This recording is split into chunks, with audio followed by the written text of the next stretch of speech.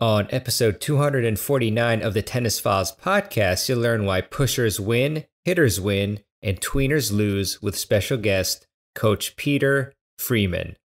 Hey there, and welcome to another episode of the podcast. It's really great to have you on listening to the show. And today I have a really fun one and a unique topic that we haven't done before on the show. And this is actually a product of a recent live stream that I did with Peter Freeman from Crunch Time Coaching for Tennis Summit 2022. And I thought it was such a great discussion that I'd put it on the podcast. And this one has to do with, as I mentioned in the first few seconds of the intro, of why, in Peter's esteemed opinion, and which I agree with, why pushers win, hitters win, but tweeners lose. So obviously, as we'll define some of these terms, or all of the terms, but of course, as you know, pushers, as many of you know, are the ones, the players that tend to get every single ball back with no pace, etc. But these players tend to win a lot of matches, and so do quote unquote hitters, while those who sort of play in between, if you will, are actually the ones that lose the most. So I think that you'll definitely enjoy this episode, and it's always a really fun time when we have Peter Freeman on the podcast or on the summit. But yeah, the summit went super well. We had over 10,000 people attend, and it was definitely a very I guess wild for me anyway, week in terms of just how busy it was, but it's always really fulfilling, and it was awesome to get such great feedback from everybody, and I'm continuing to get it, so that's always super cool. But yeah, I mean, without further ado, I want to bring this awesome, fun interview / live stream with you, where Peter talks about this topic with me, and we also answer questions too from the audience. So without further ado, here it is. Hey everybody, we are live again. You thought we were done? We're not. I'm here with my great friend Peter Freeman, hitting volleys with his Dunlop racket that he picked up this year. And he had a great volley session, by the way, on the summit. So yeah, we're here to talk about this great topic that Pete actually suggested to me, and he'll expand more upon it. Pushers win, hitters win, tweeners lose. So I'm really excited to talk to you about that. Peter's going to be leading the show, and I'm going to ask him some questions. So really excited about that. But yeah, first off, Pete, what's going on, man? How have you been? I've been great.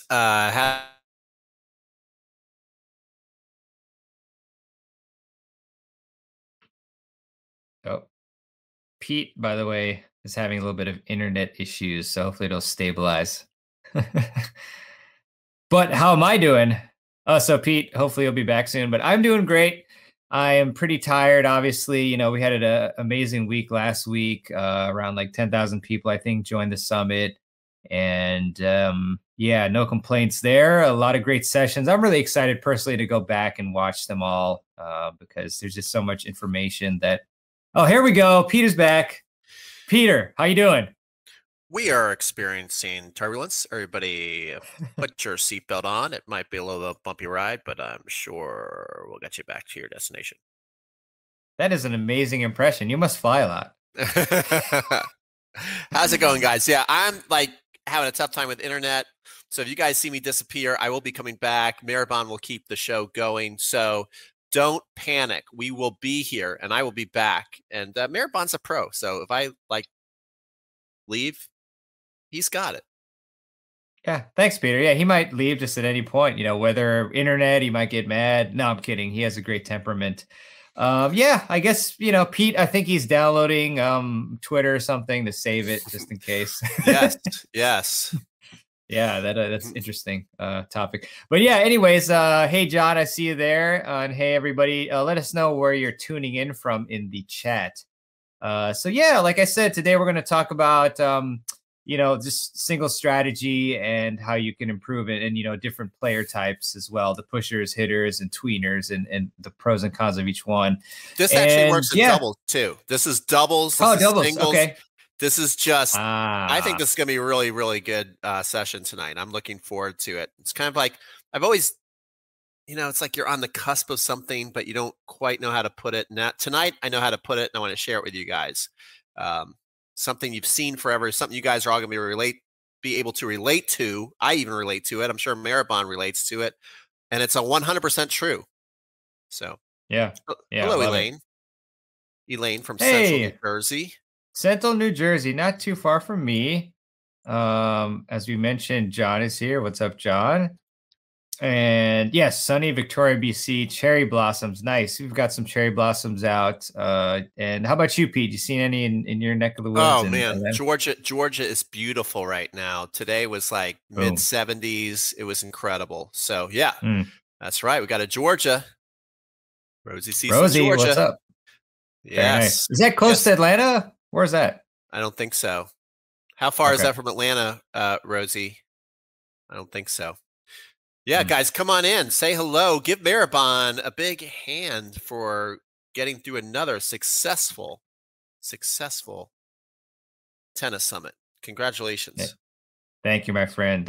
Looking forward to your event, TennisCon, in the fall. Rosie, East in Conyers, if East I pronounce that correctly. Conyers isn't so close. I mean, it's definitely not hours away, but it's not like super close. Yeah. Cool. Yeah. Cool. Awesome. But hey, awesome. Well, what's that? Hey, 17 miles. That's not. I mean, that's not that far. Dave's on. Dave T. Delaware's on. Loveland. That was a great name. You live in Loveland. Mm-hmm. So it's like impossible to not find a companion in Loveland, I would say. Sorry, dad joke. 17 miles, good. Danielle, hello from Delaware. Nice. That's really close to me. Maryland. It's like an hour drive. I remember playing Delaware University quite a few times. Always windy there in those courts. Let's see. Robert Chasen. Hello from Massachusetts. Hello to you as well. Gail, what's up? Thanks for the summit, DC. My pleasure, our pleasure. It was a lot of fun. Dr. Success. Now, Marietta, I know Marietta very well, and that is, very close to Atlanta. So nice. Yeah, I really want to come over soon.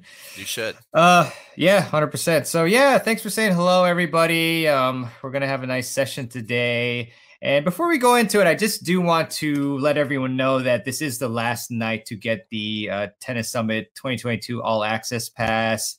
Worth a ton, like almost $3,000 in value there. As I mentioned before, like you get the audio files, transcripts, free set of strings, Q&A, just a lot of stuff. And also, Pete, can you remind us about the bonus that you're going to give away as well? Yes, I'm going to remind you about the bonus. And also, guys, in the chat, if you ordered more than a couple of days ago and you have not got your bonuses yet from me, please email me at crunchtimecoaching@gmail.com. Maybe you can put that in, Mehrban. Yeah. And I have been receiving emails back saying, oh, thank you. I see it's in my library. So we've been very hard at work getting those bonuses in your library. So here are the 3 big bonuses. So this year I strategize on the top 10 volley tips, because I say volleys are more complicated than you think. So, and it's a big key to success if you're going to be playing doubles and singles. That's where I find a lot of people blow points that they should be winning.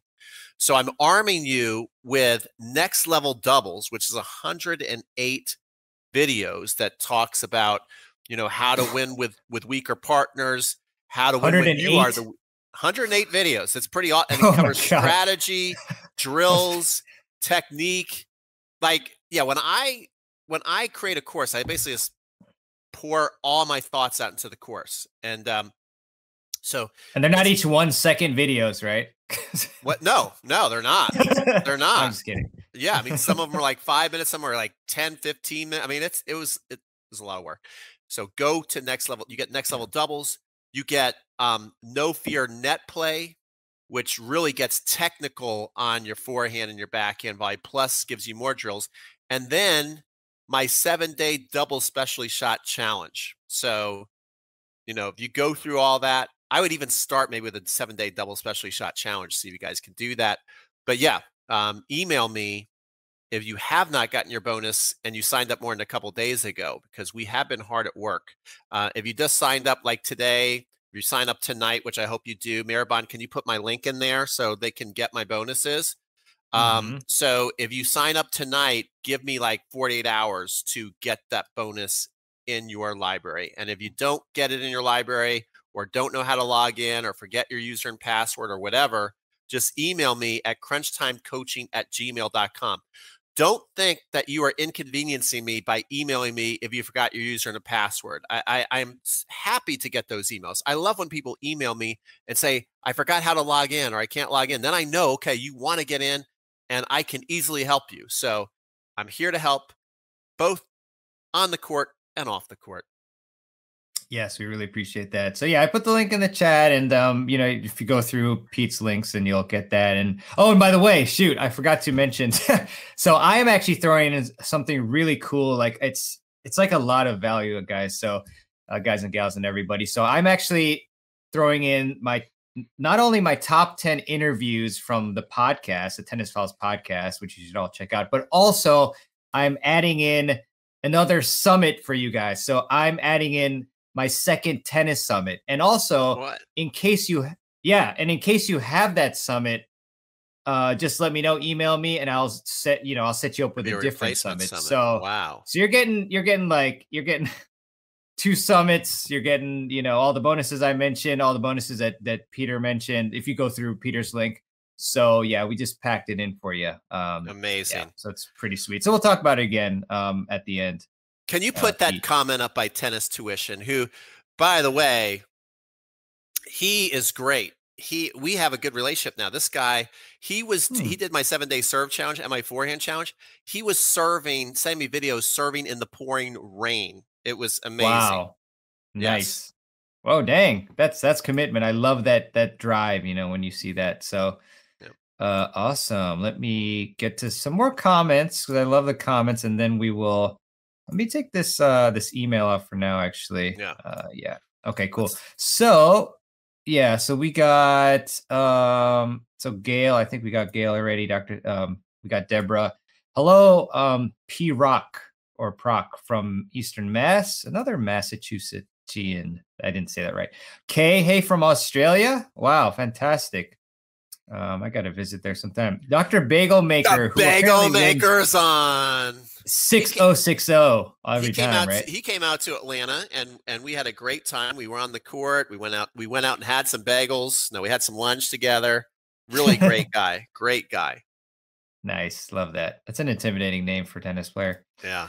Mark Hay from Burnsville, Minnesota. Awesome. Hello, Mark.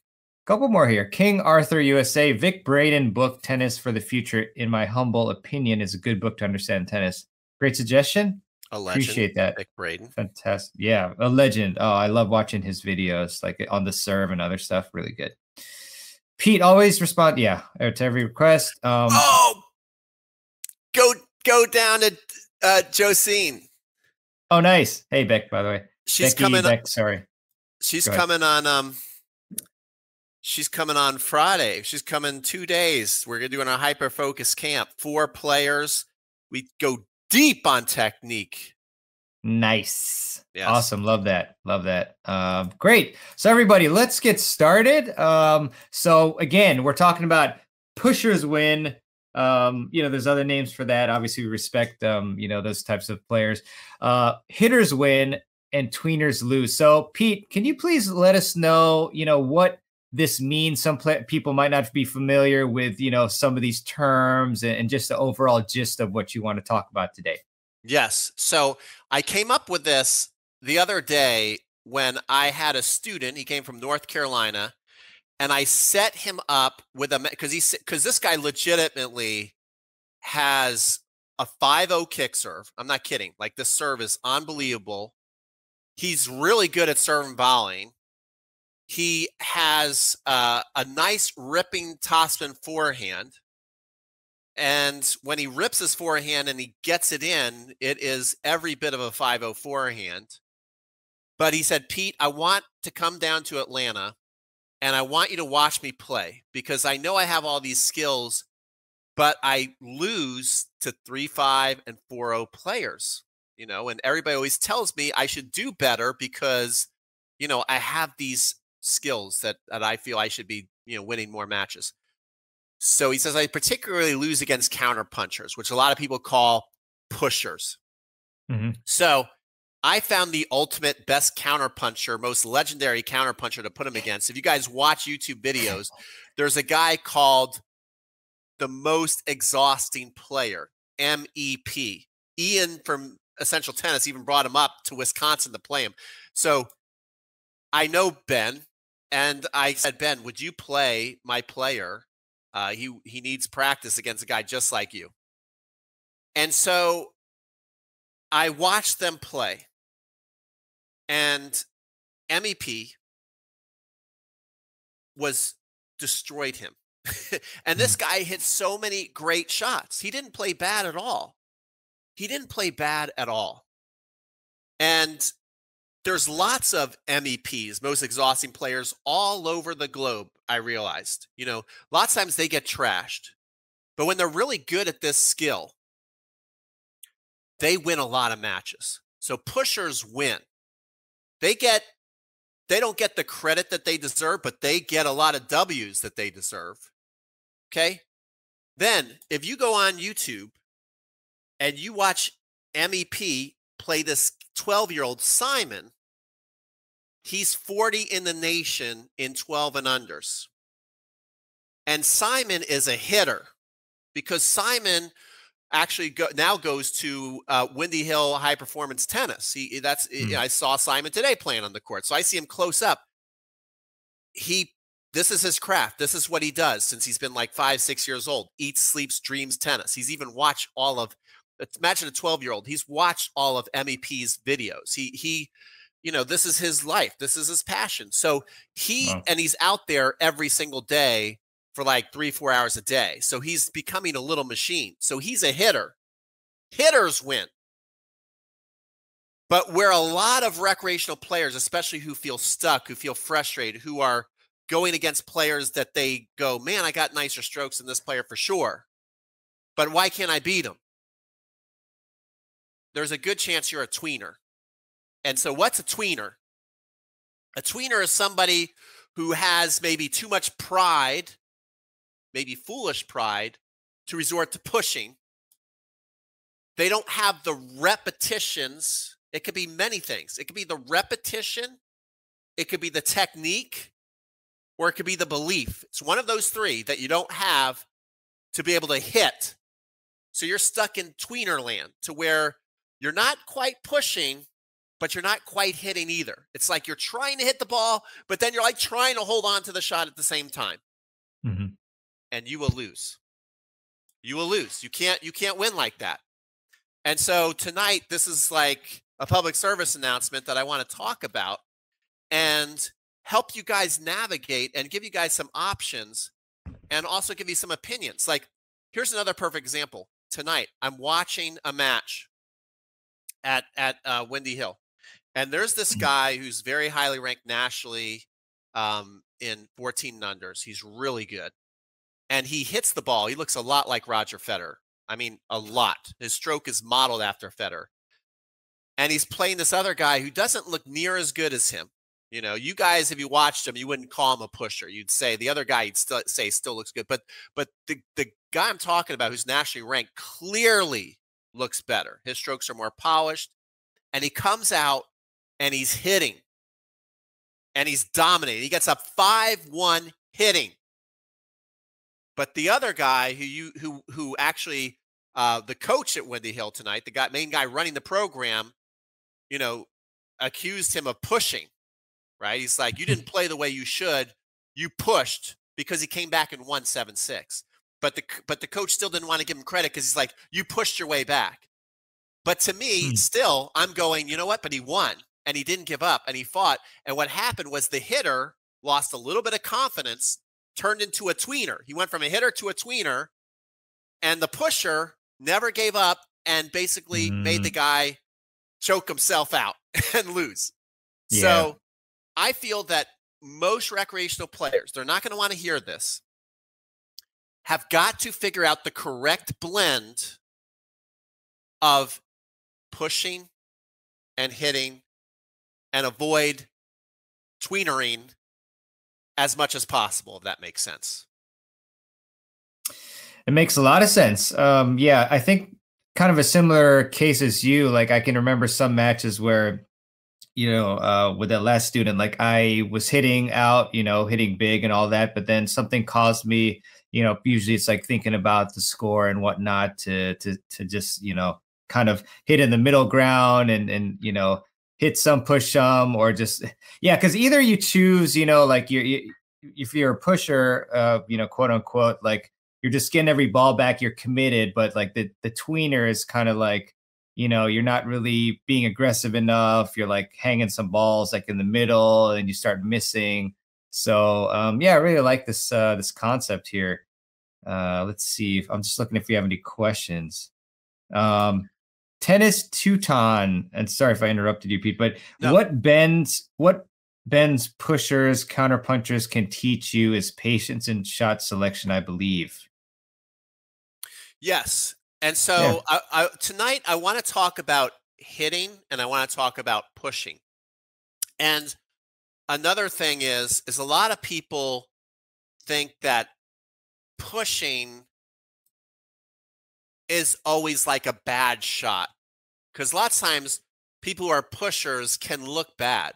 But watching Mep up close too, I can tell you his pushing technique is actually pretty effective. Like this guy had a great serve, and Ben, you could see he could place the ball on a dime. He's got mastery over his pushes to where when you're there watching it close, I've watched him online, but watching him close, I mean, I see that his technique is honed in to where this guy who's hitting like a 5-0 serve, he's got the timing, he's got the placement, he's able to, the guy liked to serve and volley a lot. He put one low at the guy's feet. He was able to pass him. He was able to hit little angles.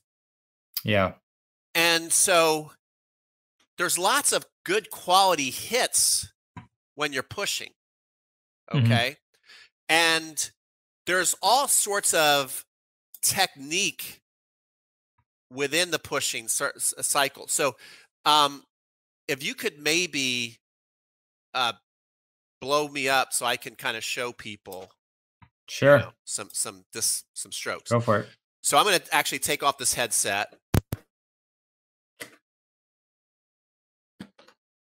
Can't hear you. No. Can you still hear me? Oh, yeah, now I can hear you. Yep. Mm-hmm. Yeah. No. It was working. Can you hear me now? Yeah, I think it's coming from a different audio source, like the computer or something. Okay. Well, I'll keep these on. Okay. Okay. So I'm just going to have to really work well in this small space. So you guys, lots of guys and ladies out there, when you think of pushing, you think of like ugly strokes, pusher, right? But a push can also, there's lots of players who wouldn't even get like made fun of as a push, who have amazing technique, especially if they play doubles.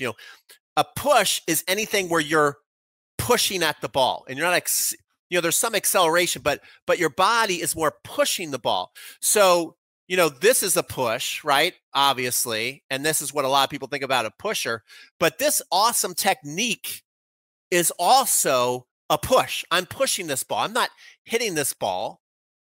And so I think everybody here, and maybe some of you are not going to want to hear this. Everybody here likes to spend a lot of time working on their hitting technique. But you're not going to be able to hit your way through every single match. You're going to have a degree of a pushing shot and a hitting shot. And so everybody here should be working really hard on your slice technique. That's a push. And when you're pushing, what can you do to control a match when you're pushing? You can hit nice deep balls that stay low. That's a push shot. You can hit little angle shots that bite and stay low. You can hit great approach shots. You can hit lobs. You can hit drop shots. These are all the skills that you can use pushing the ball. Okay? And you can actually look pretty darn stylish pushing the ball. And I'm going to get to that in a second. But that's pushing, Mehrban, any questions or anything? Yeah, sorry, I was having a chocolate bar.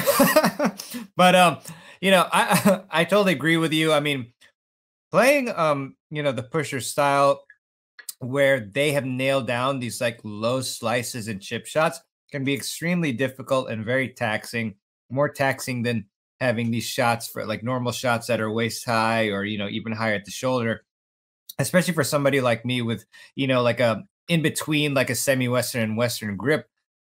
So if the players if these pushers are able to get the ball really low, that's tough. And if they're able to keep replicating this and making you bend with your knees like over and over again, I mean, that's a great strategy again. So they're hitting some of the most effective shots that are in the like most least liked strike zone. So yeah, I mean, it's a great strategy, to be honest. But it's interesting because we have let's see here, Bilal, who nice to see you again. It all comes down to what you want as a player. Personally, I'd rather play another sport than have an MEP type of game. To me, it's like the shooting a basketball underhanded but making it. What do you think about that? I'm going to have to take him to task. So everybody here has got to develop pushing skills. Okay. And I think that we are confusing the word, because I've heard this a lot. We're confusing the stereotypical pusher with what a pushing stroke is. When Roger Federer hits a slice backhand, he is pushing. He just looks a hell of a lot better than MEP when he does it. And he is a hell of a lot better at his pushing shot. Okay. And you need that because it's way, this guy lost to MEP quite handily because he only had one option, offense all the time. He had one gear. His serve was amazing. His volley was very good, way above average of a recreational player. But if MEP could get it to 30 all, if MEP could get it to 30 all and get him to have a tough volley or get him to miss an overhead or sometimes he flubbed a high volley, then there was the break. Okay. And this guy had no other, I don't want this guy that, and I'll tell you more about how I coach him. I don't want him to have a plan B, like, oh, well, then just start pushing like MEP. But you've got to have more layers in your game. You only had one layer. So if you are rejecting this idea of you don't want to have pushing skills, you are giving yourself less options out there in a match to win. Okay, you're becoming one-dimensional. This is what this guy was. This guy was great offensively. I'm going to put the video out in a month and you'll see. Okay, this guy has an unbelievable looking serve, really good volleys, but he could only do that. He could chip and charge and win points in rallies. He got very nervous and tweened. Even though he's got a forehand that he can rock, he especially was hitting tweener forehands. He had like no confidence in his forehand and he was trying to hit it, but he didn't quite commit. So he hit a lot of balls that fell short in the net. He had a lot of balls that fly down on him. So he needs to work on his hitting skill on his forehand, which I'll explain how he did. And he also needs to, and which became very successful, work on his pushing skills with his forehand as well. And everybody here, unless you are, first of all, even the junior that I'm talking about that beat MEP, who I said is a hitter, he's got amazing pushing skills. He has an awesome slice forehand and backhand. He's got awesome volleys. That's a pushing motion. You know, if he gets stretched outside the court, he can push the ball in. So even hitters, when you watch juniors who are great hitters, by and large, most of them and your better juniors have also great pushing skills. There's often these guys all at our junior academy here at Windy Hill, they all hit massive topspin forehands and backhands. But I will say at least once a week, we'll be in the short court. And then we even go back to the baseline where the coach will say, you can only chip the ball. These great players, you can only chip the ball for the next 15, 20 minutes. Or you have to hit one chip, one topspin. I like that. Yeah. Yeah. I mean, it's really important. I mentioned this in the previous live stream, but there was a clip that I think, again, I'm trying to remember if it was Jorge or who it was, but basically Shelby Rogers, she had defeated, like, I don't know if it was Swiatek or somebody, like really high ranked player, and they were interviewing her, and she basically said that, I didn't want to, I don't like playing this way, but I had to resort to hitting like high loopy topspin balls, which, I mean, it's different from the pushing, I guess, in a way, but it still is kind of pushing. So the point is, like, if you want to be able to win matches, the more tools that you have in your toolbox, the better. And, we had a checklist in one of the sessions, I think that was with Jorge, where he listed like all these different skills that you have and the skills that your opponent have.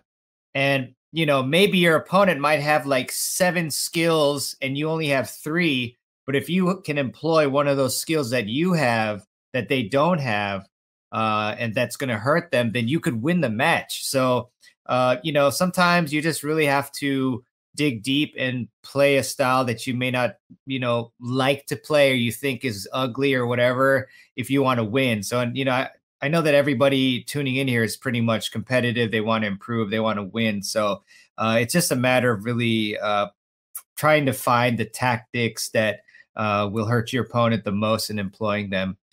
So, yeah, I mean, that's pretty much it. So it's really important to just, shove aside like, preferences for like just playing like beautifully and things like that.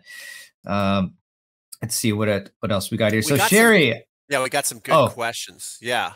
We do. We have some real good. I just want to highlight this one. Yeah. Yes, that's right. And so is Mehrban. It was kind of funny. It was like back-to-back days.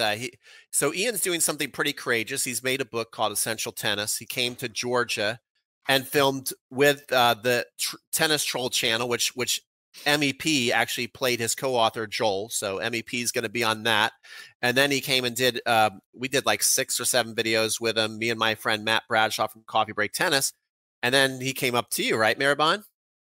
Yeah, he came up and we shot like 3 videos and then another video about the book. So yeah, it was really fun. It was really fun. Yeah. Can't wait to release those. Can you go to her other question though? Because I think this is a great question. Which one? The one next to it? No, Sherry went. How would you put the percentage in a match of finesse versus hitting? Yeah. Okay, this is a great question. See, this is the thing that is individual based, and you have to figure it out. Because my guy who came down and lost to MEP, he needs to add. Well, not even add. That's the thing that's crazy. This guy has like all the skills in tennis. He needs to implement more pushing shots into his game. But I'm never going to train him to become an MEP, right? I'm not going to. I don't want him to push as much as MEP is going to push in a match, right? Because he's got a massive serve. He's got great serve and volley. Overall, I want him to be an attacker. I want him serve and volleying. I want him coming to the net off second serves. Sometimes, a good healthy dose, but not every time. Because then again, you become one-dimensional. This guy is 6'4", 6'5", so I'm not going to teach him how to be a golden retriever and be staying back at the baseline. So the percentage is something that you have to figure out, okay? What are you capable of? What is going to work in a match? And I'm going to get to a specific drill that I told him he needs to do, and I want everybody here to do it. I want everybody here to do it, because then you will start to understand and identify how much you not what you want to do. It's not about what you want to do, guys. Winning matches is about what you can do and what you can do under pressure. Okay? You want to hit the ball, but can you hit the ball? Or do you resort to tweening? And you have to be honest with yourself. Mm-hmm. Any other questions? Because I saw some really good stuff. Yeah, I just want to cover, just so I get everyone. Like, so Becky had a question about a good exercise program for her daughters, like 9 to 10. I would check out the tennis fitness sessions, and also, take into account your daughter's age and things like that. I would also go, if you want, try to contact Dr. Mark Kovacs. He's just really good with that sort of stuff. So maybe he can help you out somehow. But we're going to try to focus this session on strategy and whatnot. So let's see, Bilal, if you want to be that, then fine. But if everything is even, then I'd rather get my technique down rather than just win. Tennis is therapeutic for me rather than just win no matter what. Okay. Well, I want to say a couple of things. First of all, Kay, she says, watching the live streams, hitters, she says, I need that volley course. I signed up for lifetime access Summit before your bonuses were offered. So I'm wondering if you're going to add that to my library. And the answer is absolutely yes. We're trying to add every single person who signed up on my buyers list. So, Kay, if you signed up on my buyers list, we're trying to add it. And since you sent me this email, I'm going to just give you the benefit of the doubt. And I know you very well, and I'm going to set you up. So that's how it's done. You know, if you don't have your bonus in your library, that's how you get it. You email me. Now, as far as with all things being equal, now here we go. What was interesting,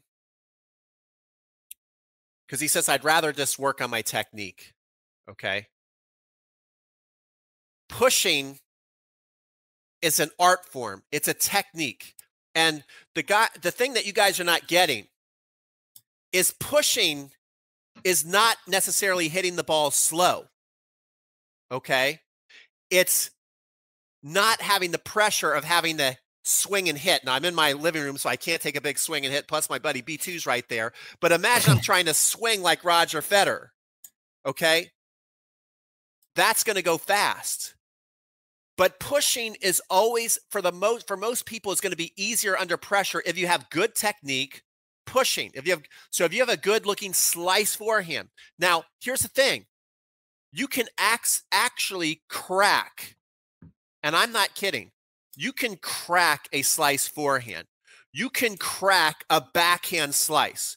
I watched this. I used to work for Tony Palafax, who coached John McEnroe as a junior and as a pro.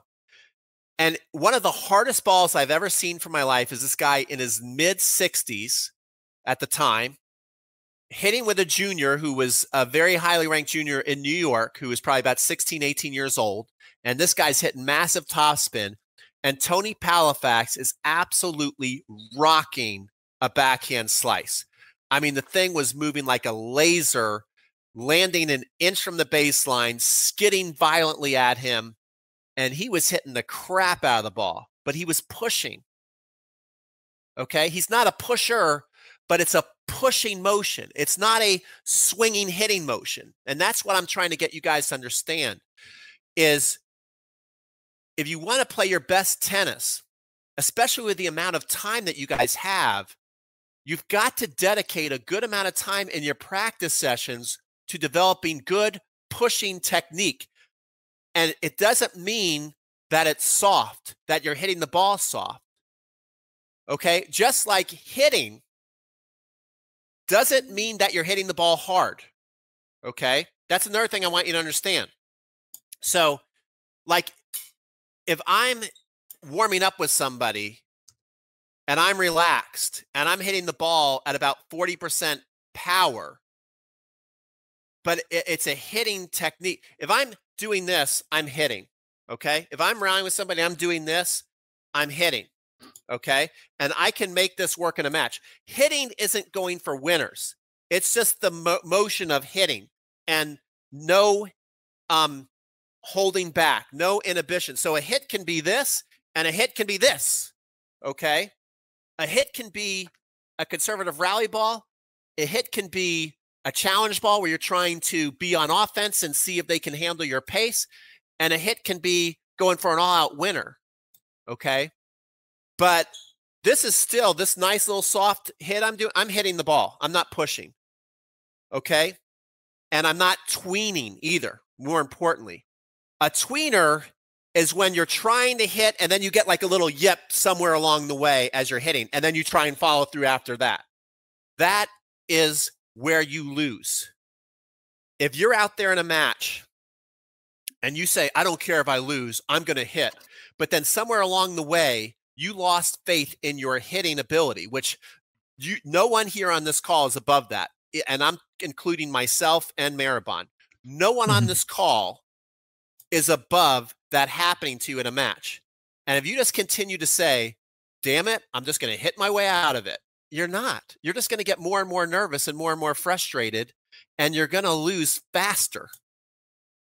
So you've got to have these honest conversations with yourself and build more skills and learn what situations you can hit under, what balls you can hit. And again, hitting doesn't mean hitting hard.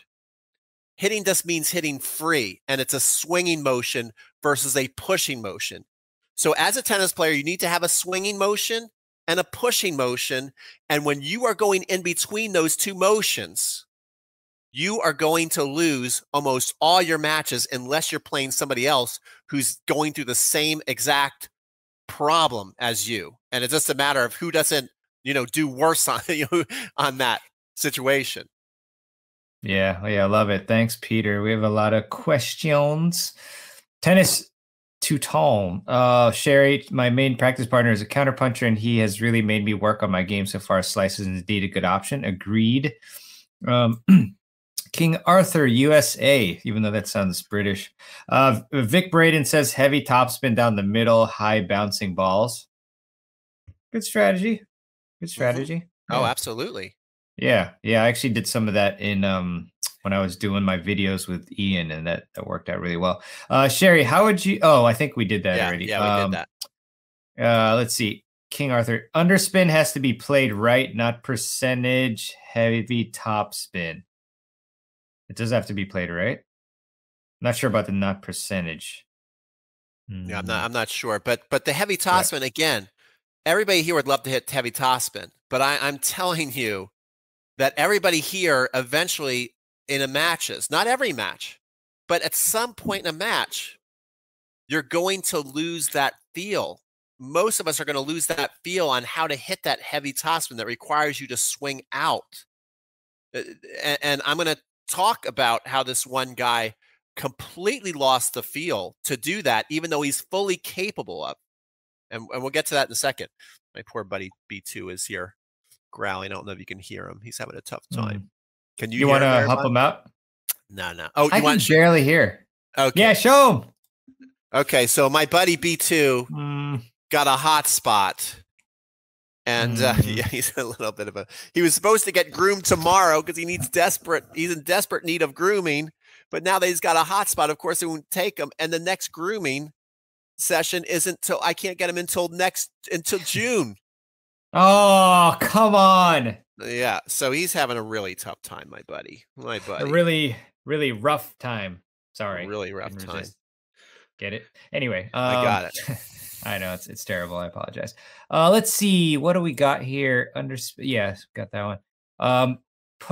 Pushers are great. They are ball machines. Play them and improve. Yeah. 100%. Yeah. They'll improve your game better than a ball machine. Yep. No, that's Mark. Sure. Yeah. You could also say we all need a soft game with the hard game. Pickleball has helped my tennis soft game control, touch, volley, slice, etc. immensely. Yeah. I played pickleball maybe twice, and while I much prefer tennis, I think it's a fun game, and yeah, for sure, like a lot of the touch shots that you need to play, especially when you're in that kitchen area, like behind it, you gotta really dink them, and those are very helpful shots that definitely correlates with the pushing type of game. Should we take a couple more before we move on, Peter? Yeah, I like the next one. The next one's good too.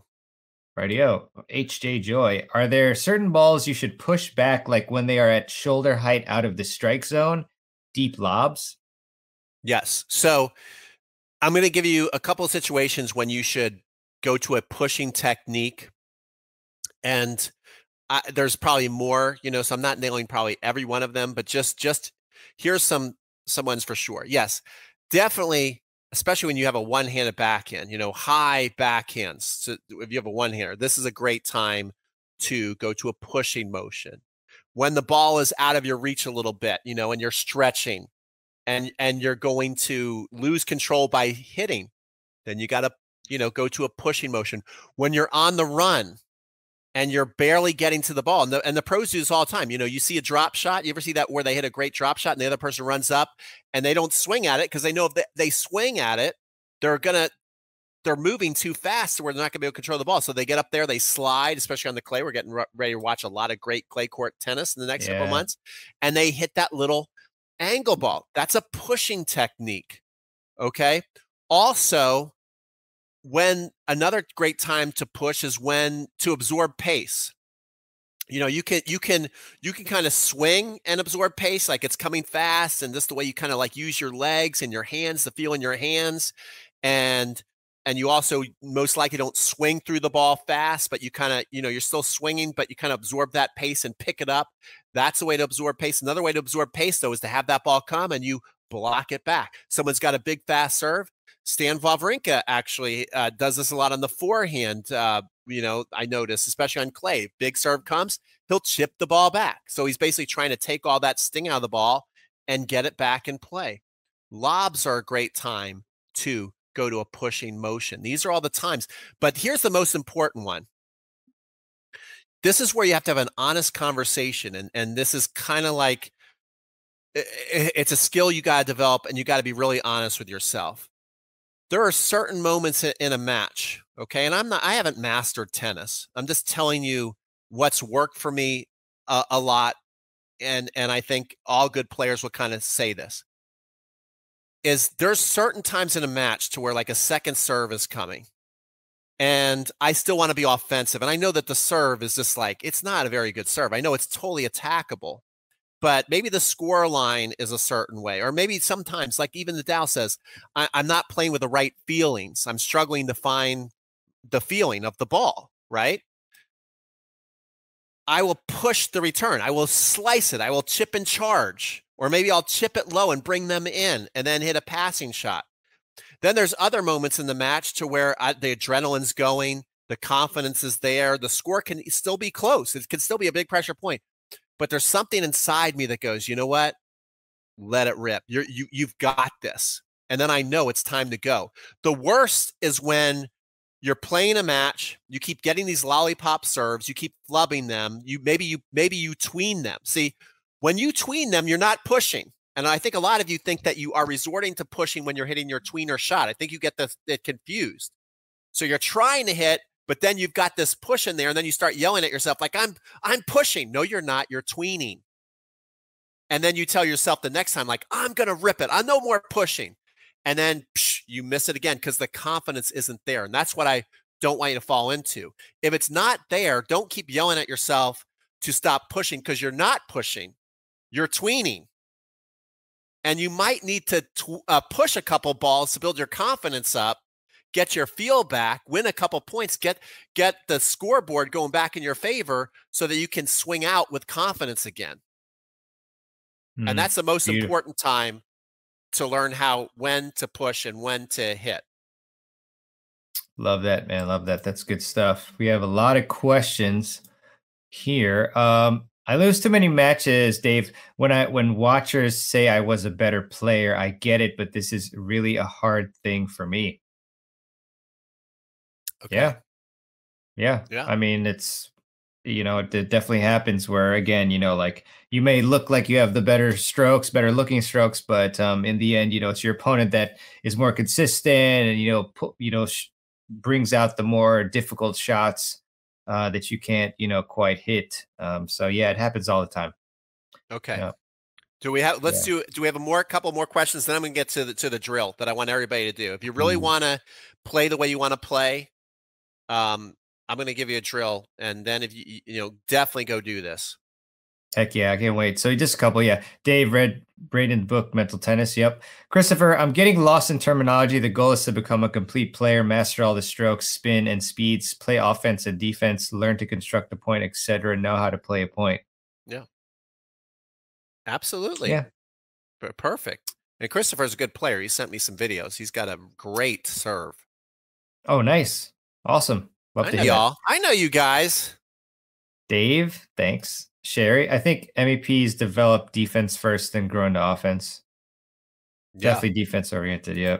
I agree, Tennessee Town. I absolutely love to play aggressively, but sometimes it's good to have other tactical options. Exactly. Plus, you can surprise your opponents now and then. Good stuff. Peter. Wow, we do have a lot of comments, but Peter, I can let you go for the drill. You want to do the drill now?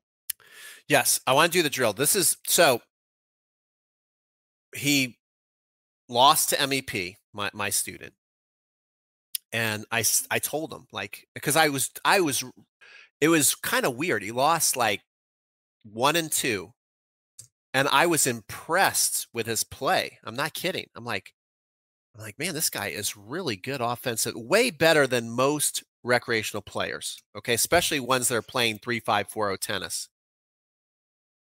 I mean, some of the serves, I was like, that's huge. I was on the court. I'm like, this thing's, he had like monster kicks. He had some high, you'll see it next month. You know, I'm not going to be lying. He would have high backhand volleys and come in and crush it cross court. And I thought, man, I don't know if I would have done that well on that high backhand volley. Like, that was amazing. But I told him, you're putting way too much pressure on yourself. All you're doing is playing offense every point. So it's just too tough to do this at this level. And so I'm like, we need to work on, there was a couple things. We didn't even get to it. It's like, I wanted to work on him being able to chip and bring Mep in. But I especially knew that there was a big opportunity, because every time this guy serves, he's going to either, you know, be able to hit a nice volley, or he's going to get a ball right back in the middle of the court to where he can clock a forehand. Yeah. Okay. So I brought him out to the court after the match, and we started to work on his topspin forehand. And I was feeding him, you know, 2 or 3 balls at a time. And I was going, damn, this guy's forehand is really good. A lot of times when people come to me, I'm big on technique. And I love to teach people technique, and I'll get out the iPad and I'll show them. We'll get the coach's eye out. I'll be drawing all their stuff. But when this guy was ripping the ball, I was like, that's awesome. Like, I mean, impressive. You know, like, he was ripping some forehands where I'm like, I wouldn't have got that ball. Mehrban, you're younger and faster than me. You wouldn't have got the ball. I mean, this dude could flat out rip 5-0, 5-5 forehand individually, for sure. Nice. But then he would go into these things to where, even when we weren't keeping score, that he would go on a little bit of a confidence, you know, why is that? Walkabout, huh? Why do you think? Because I think he struggles with feel and confidence. Even though it looks good, I don't think he feels the ball, because he'll set up one and he'll go over the net 5 or 6 feet, and it'll be ripping, and then the next ball will be like halfway up the net. And so he has trouble feeling, getting his, because he's a big guy too. He has trouble feeling when his legs are low enough and when his hand's low enough.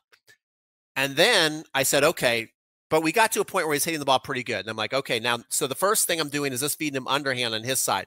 You can have the ball machine do this. So the drill is, the first part of the drill is serve, land, split step, and hit 2 to 3 balls. And you can first, because I know everybody wants to do it, first you could start practicing ripping the ball if you want, okay?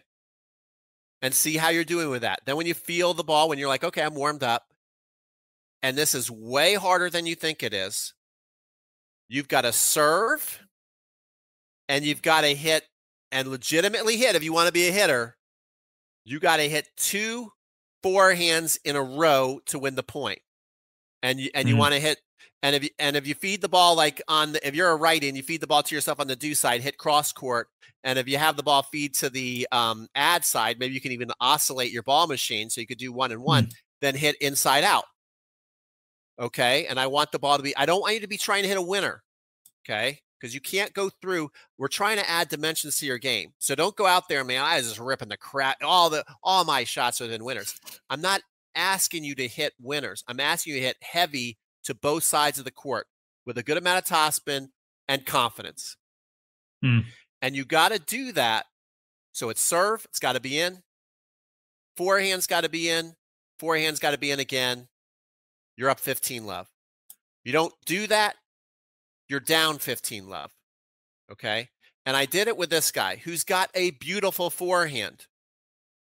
And he could not win games. At first, the games were like deuce, add. And every time it was a big point. And lots of times what was funny is he would hit the first one in, and the second one, he would tween. He just like lost all the feeling, and he just couldn't commit to the same feeling and stroke.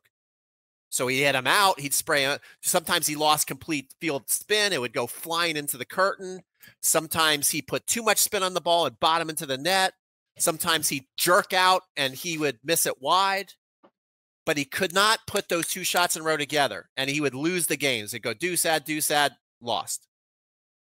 Then he lost such confidence that all of a sudden he was struggling to win points. That's how bad it got. And we went through 2 sets, and he basically lost like 6-1, 6-0 against himself doing this drill. Wow. And I said to him, because I could tell he was just beating himself up. He was seething. And I'm like, hey, buddy, you're not special, because I guarantee you 90% of people that would come to see me would do exactly what you're doing, especially when he's trying to hit as hard. And he's like, am I doing something here? Am I doing something there? Like he wanted to bail. He was hoping the answer would have been we could have videoed. And for some of you, it might be video, right? For some of you, your problem might be technical. I might say, yes, you're not making the shot because your technique is not there. You can't hit the shot consistently. For him, I'm like, I don't need to bring the iPad out. This is all about feel and confidence. You don't need to be analyzed. Your strokes, when it's just an individual stroke, is every bit as good to where you can do this. But mentally, you couldn't. So I'm like, okay, now third set. I'm going to give you another option. You can serve, you can hit an underhand ball, you can hit a topspin ball, your choice. And I don't care what order you do it in. I don't care if you rip it first and chip it second. I don't care if you chip it first and then rip it. Like, I don't care what order it is. And then I also don't mind if you decide to do 2 rips in a row or 2 chips in a row. Your choice. And the first game, of course, he wanted to do a lot of ripping. Okay, so it went deuce, add. And every time it got close, he decided to chip at least 1 ball. And he barely won the game, so he's up 1-0. The next game, since he was up 1-0, like that's the first amount of success he had the entire match, he wanted to go back to ripping. But his feeling was not there. He completely was melted down mentally. So he lost the next game. So we were at 1-1. And then I said, you need to build confidence on the scoreboard. You can't just, have 1 successful game and then go, now I'll rip. Everything's fine. No, it's not fine. This is how you guys lose matches, because you think that you are making this big sacrifice in your game, that you are giving in, that you're not playing the way you're supposed to play. And the thing that I told him, which was 100% true, and I don't think MEP would be offended, especially if you see this guy's technique. I said, your technique on the chip is better than MEP's technique. Your technique on the forehand chip is really, really good. And it was. I wasn't lying. This guy had technique as a specialty. And when he was going to the push, he wasn't pushing. A lot of his balls were firing through. He would serve, he'd set up, and he'd get here, and he's 6'4". Remember this, guys. He's 6'4", and he'd have this perfect technique, and he'd lean into the ball, and the ball would shoot fast and low and skid right into the backstop. I'm like, that's a good forehand. And it is a good forehand. You guys just don't believe it's a good forehand because every time you watch TV, you don't see that as a forehand anymore. You see that as a push. But here's what I want you to really understand this and how good a forehand chip shot can be and how effective it can be. John Newcomb in 1974, you guys might be going, oh, he's going 1974. Forehand. Come on, Pete. John Newcomb beat Jimmy Connors at the Australian Open in 1974 when Connors was #1 in the world and in his early 20s, and Newcomb was about to retire. And Newcomb has a push forehand. He doesn't have a swing forehand. He hits a hard forehand. Some of you that remember might go, what are you talking about? John Newcomb hits a hard forehand. Yes, he does. But he pushes his forehand. He's not a swinger. He doesn't swing the way Federer hits. But he hits rockets forehands on occasion. He wins that match.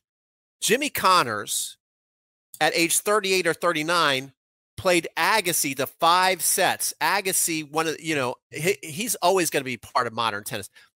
Agassi rips his forehand. They went 5 sets when Connors was age 38. So what am I telling you? Like, this guy Connors could go 5 sets with Agassi, who clearly hits his forehand, when he's almost done and on the way out the door. But he lost to somebody who pushes his forehand when he was in his prime and #1 in the world. So a push forehand can be high quality. And that's what I was trying to get this guy Rye to buy into. Because I'm like, dude, your chip forehand is good. You're not sacrificing your game. You're not going to be made fun of outside the fence. Like, yeah, he won, but he pushed. Your slice forehand is deadly. And here's the thing. You're making it. So we ended up going about 80 to 90% chips and like 20 to probably more 10, 15% rips the rest of the set. He won 6-1. He won 6-1. Boom. And I told him, you need to go home and do this drill over and over and over again. Keep winning the set 6-0 against yourself with a chip. So when you go and play a match, you can continue. B2 is literally choking himself on this wire here. Oh, okay. Careful. I got him. You can continue to use this in a match. Okay. So I want him to set the ball machine up. I want him chipping. I want him winning games with a chip. And then I want him to also keep gradually upping his percentage of rips until that starts to also work and he gets that feeling. And I told him what I think is one important thing is my hardest job as a coach, and this is 100% true, is to get my students to believe what I know. You might want to write this down. Most coaches, their hardest job is to get their students to believe what I know. What I know is that if he goes and he does this drill over and over and over again and keeps score with himself, he keeps taking score, that his forehand chip is going to continue to get better and work better under pressure. His forehand rip is going to continue to get better and work well under pressure. And he eventually will be able to execute this in a match for real under pressure. But he's got to believe that it's true. And he's got to believe it, not to the point where he's like, I'm not asking him to go, yeah, you're right, coach. I believe you. Like, good point. Well taken. That's not what I'm talking about. I'm talking about believing to the point where, like, damn, this guy's right. And I'm actually going to do this every day. Like, after a while, he wanted to do another drill. He's like, can we do something else? I said, no. I said, because if we just hit the ball cross court, that's not going to help you. If we went and worked on your volley, that's not going to help you. This is the only way out. This is the only way out. And lots of times for most of it in life, that's the only way out. You know, like if you, a personal fitness coach can tell you, hey, you're going to have to exercise and you're going to have to diet and you're going to have to be consistent. You're going to have to be disciplined. And the personal trainer knows when they tell you this, that if you go and you do it, it will work. But you have to believe the personal trainer enough to go, I'm going to do this. And you have to believe in yourself enough to where you're like, I'm actually going to commit. He is right. Not like doing it one day and you're like, yeah, I did well on that drill, or I did crappy on that drill. And, you know, I'm focused on this now. No, I'm talking about if you want to figure out how much you should be pushing versus how much you should be hitting and how it's going to go under pressure, you do this drill religiously. And you will find out a lot about how much you should be pushing versus how much you should be hitting. Awesome. Pete, just to recap for anybody who came late or maybe didn't, basically came late, can you just recap the exact drill again that you want us to do? So the drill is this. You serve, and especially we're going to work first on your forehand, okay? Because that you can turn into a weapon. And so I want you to serve, and you've got to make 2 forehands in a row. If it comes to your do side, I'm talking to righties. If it's a lefty, just flip it. If it comes to the do side, I want you to hit it cross court. If you feed it, you can either have someone hand feeding you, a coach feed. You can tell the coach about the game, or you can have a ball machine, oscillating. Most ball machines will oscillate, feed one here, one there. If it goes to the ad side, hit it inside out. And start out hitting, because I know that's what you want to do, and that will be a good barometer of success, and start to keep score, and really to master it to where your stroke's not going to fall apart. You should be winning 6-0.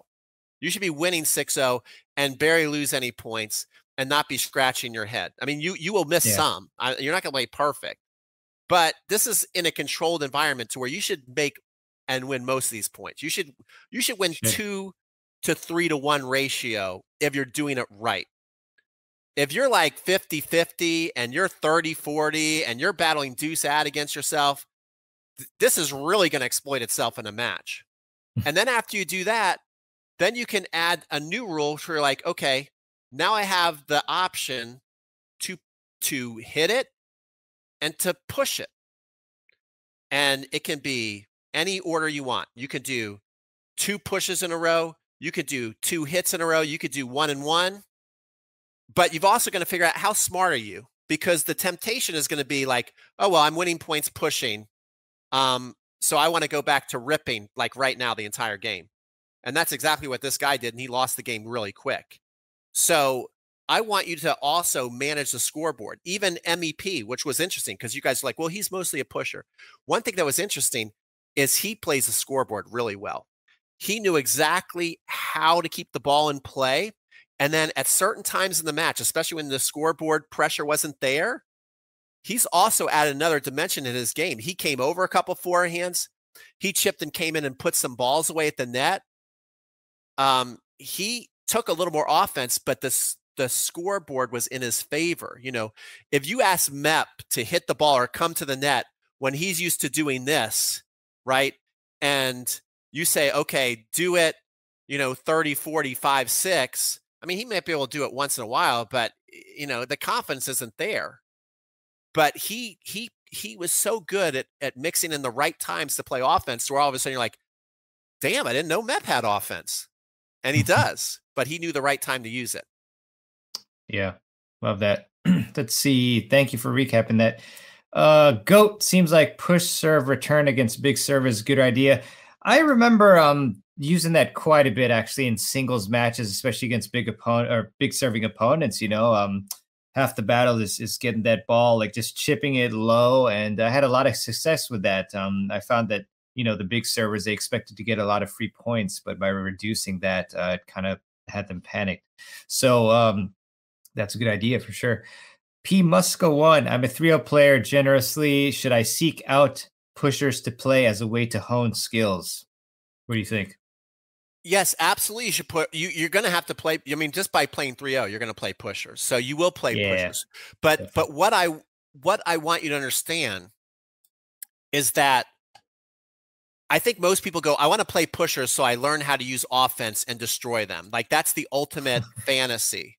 But what I'm telling you is learn how to become not learn how to become a pusher, but learn how to master pushing shots. So when you're in a match, you're not stuck.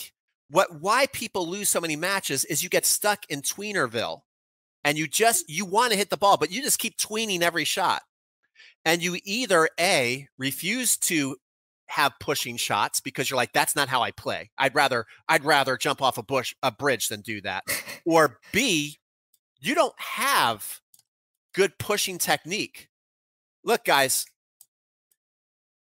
pushing, especially a good pushing technique, takes a lot of repetition and a lot of talent and a lot of technique. Okay, so don't just take for granted that you have it, because most people when I start feeding them volleys, most people have terrible volley technique. And then if I say, hit me a backhand slice, most people don't have really good backhand slices. So they don't have really good pushing skills. Hit a great drop shot from 3/4 court. Most people can't do that. But they don't take it like, I say, how many times I've been, if I had $1 for every time I said, okay, you know, you guys work on, you feed lobs, you hit overheads and have lob overhead rallies. And I'm even talking about I've had the high performance juniors, not the better ones. The better ones can do it, but the middle of the road high performance juniors, like the people who are like a 5-6 UTR or something like that. They'll tell me, I can't feed lobs. You see, so because you're not working on it and you don't think to work on it. So if you can't hit a great, if I ask you, hey, have a lob overhead volley, you're like, I can't do that. I don't have good lobs. Well, that's a problem. If I say, hey, hit a really good drop shot from the midcourt, then you don't have good pushing technique. If I say, hit a knifing slice approach shot up the line, and you're like, well, I can't do that. You need to be working harder on that. And I can tell you that most of you probably don't, because when I was top ranked in the state, I did not have a good backhand slice. I had an Australian coach I picked up about 13, 14, 15 years old, and it took me 1.5 years to develop a slice backhand. How did you do that, by the way? Sorry. How did I do that? What were some keys? Yeah. Just curious. Well, I mean, first of all, we kept, you know, having a good volley, developing your volley technique is key to having a good slice. Getting this racket butt set up like this is key. Okay. But also it's the repetition. I had the private lesson, and every single private lesson until I got the good feel. And he just kept giving me feedback each one, you know, whether it was too floaty, whether it was long, whether it was in the net, it was constant feedback of how to tweak and adjust it. Okay. But in the beginning, I remember he told me, hit a chip shot up the line. I'm like, I don't know what that is. I don't know how to hit that, you know? So, and I ended up, you know, especially in my mid part of my junior career, probably 14 to 18, I became more of a serve and volley. I came into the net a lot off people's second serve. So it was absolute must that I had a good chip approach shot. Okay. That's a pushing talent. Now, when I was playing juniors, you know, and you saw me hit a slice approach shot, you wouldn't go, oh, that is a pusher, but I was pushing my approach shot. Does that make sense? I wasn't hitting and ripping it. Yeah. Awesome. Thanks, Peter. Let's see. We got cheat. Justin is always out on my side of the court. Justin is out and you will win. Justin is out. I got it. Nice. Justin don't cheat. That's good. Tennis two-time. I don't know what Peter Mehrban think, but playing against a pusher regularly has worked very well for me in terms of like you being successful. I want you to play pushers regularly, but I don't want you to think that the only way out to beat a pusher is to hit them. You know, one of the first things I want you to do when you're playing a pusher is have that skill to bring them to the net. In fact, I said that, and it was one of the things I wanted to work on with this guy, but we never got to it. You know, but I was telling him, he held serve, so it was like the set was as close as going to be. It was like 2-1, then it was 3-2. So we were like in the match for a little bit in the second set. And I said, this game on his return, I'm like, good hold. This game on your return game, I want you to bring him to the net twice. And then he tried to hit 2 slice returns off the backhand, and he wasn't even close to bringing the ball in. And then after the game, after the next changeover, he's like, I try. He's like, I don't know how to hit that shot. You see? So again, all he knew was offense. All he knew was come to the net. He never thought about bringing someone to the net. Pushers hate to create offense and be there at the net, you know, against their will. It's like a fish out of water. But you guys usually think, yeah, I got to play. You know, most of you guys say, well, I don't even want to play pushers, and I don't want to push. I have much more fun when I play somebody a higher level than me, and they hit a better ball, and then I hit and I play more like myself. That's usually what I hear. Okay, but then when you do play them, you think, well, I got to out hit them. I have more skill, and you think of skill as hitting.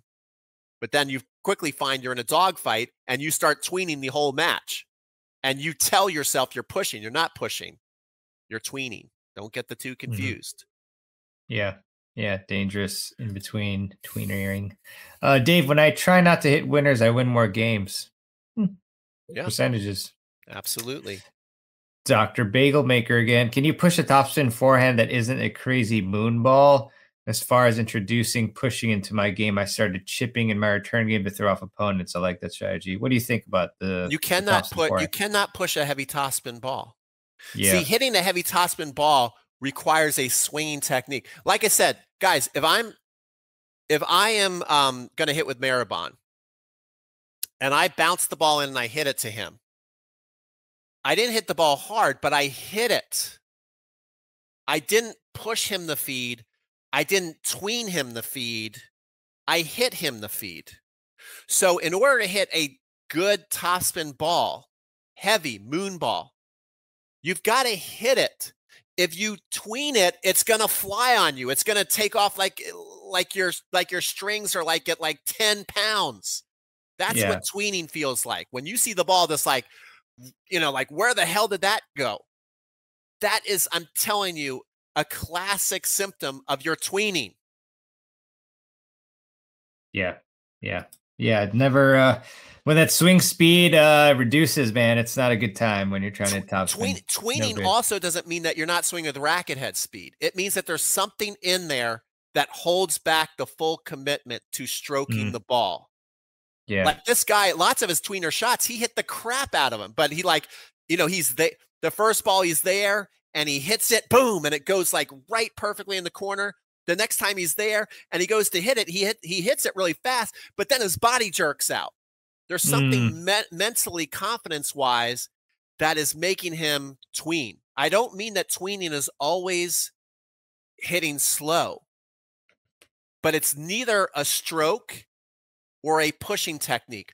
And both a hitting technique and a pushing technique are very good techniques in tennis. And when properly done, they're very effective. When you tween, you are tweaking your stroke in some way. Whether your hand just kind of freezes up as you hit it, whether your body jerks, or whether you go to accelerate and then all of a sudden you decelerate. These are all classic signs that you're out there tweening and you're in a hell of a lot of trouble. There's not many matches you're going to win doing that. And yet that's what I see most of the time, especially people who come on and they say, I just don't play to my potential. This is it. Yeah, 100%. Pete, let's see what we got. You won't get used and counter a style without playing it often. True. Tennis Teuton. Steffi Graf used to slice forehands and backhands until she got a short ball that she could dominate with her forehand topspin. Push, hit. Yeah. Great observation. Yeah. She sliced a lot of backhands, almost predominantly backhands. A lot. She chipped a couple forehands. She more ripped it. She more did rip her forehand. But I'm sure, if you asked her, hey, Steffi hit a slice forehand approach shot, I'm sure it'd be perfect.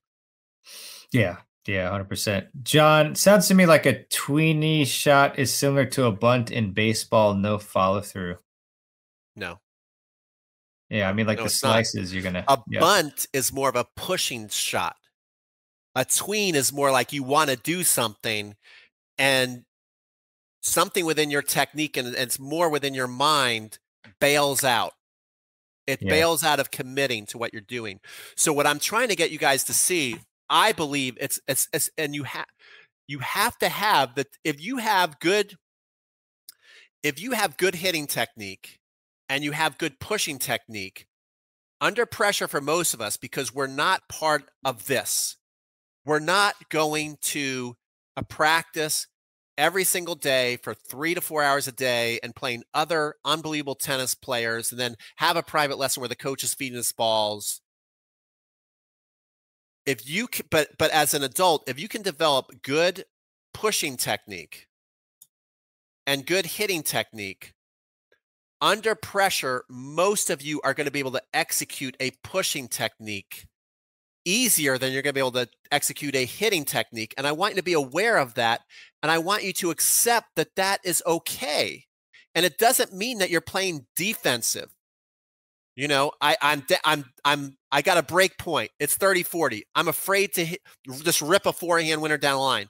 So an option I have is to chip and charge and come in. An option I have is to chip it low cross court to their backhand since I'm a lefty, make them approach. And then when they approach, I'll have a good C to hit open to.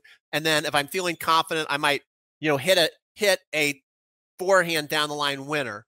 Or if I see them running in like crazy, I might just go to another push shot and bring them in and then just lob over their head and take the point. Thank you very much. Mm-hmm. Thank you very much. Love that strategy. Lionel, love the explanation. Lionel from Vaughan, Ontario, Canada. Awesome. I'm actually going to go up there in June, so that'll be really fun. B2 puppy kisses. Yes. Poor guy is over here crying every 2 seconds. The thing that stinks is I know he's got a hotspot, guys. So after this, after our live stream, I've got to put this on him, which is going to make him feel better, but he's going to hate me. And I hate when he hates me. He's going to be so mad at me because I know it's going to sting and feel like crap for a couple of seconds. It rips my heart out. It rips my heart out. I'm telling you. Yeah. Well, got to do it, man. Dr. Success, are you saying that an intentional push is a slice? That's exactly what I'm saying. That's what I'm saying. A slice ball, a punch ball, a drop shot, a lob. These are your body is pushing the ball to make it happen. Yeah. And I think people get that confused. They think of pushing as hitting the ball slow, as not committing. One thing that's interesting when you watch Mep, he's not exactly a pusher because, especially when you watch some of his really good shots, some of his backhands and things like that, he's told, like, you would define it as an outright just push. It just got the ball back. He lobbed it back in. And that's like your ugly kind of definition of a pusher. But there'd be other times where he would be fully committed into his shot and that ball would skip and have some sting to it. It's maybe a little unorthodox, but the way he was aggressively pushing his shoulder into it and using his hands, he was committed to that shot. He didn't bail out. He didn't push. He committed into a pushing technique with his body and his arm, and specifically your shoulder. When you're pushing, you're really using that shoulder. Yeah, super important. Let's see. Sherry, the tweeners lose part reminds me of the in between the legs tweener shot. Yeah, they mostly lose too. A little bit different. Yeah, true. Yeah.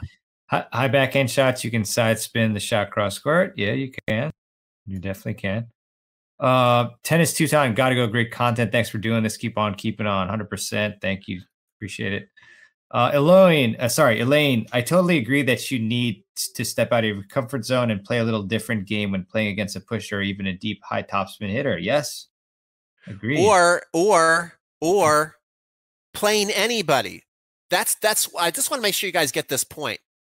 Playing anybody. It's not just about you guys need to go play more pushers more so you understand how to play pushers. What I'm trying to get you to understand is you've got to work and spend more time on your pushing techniques and test it in practice under pressure to see what holds up better.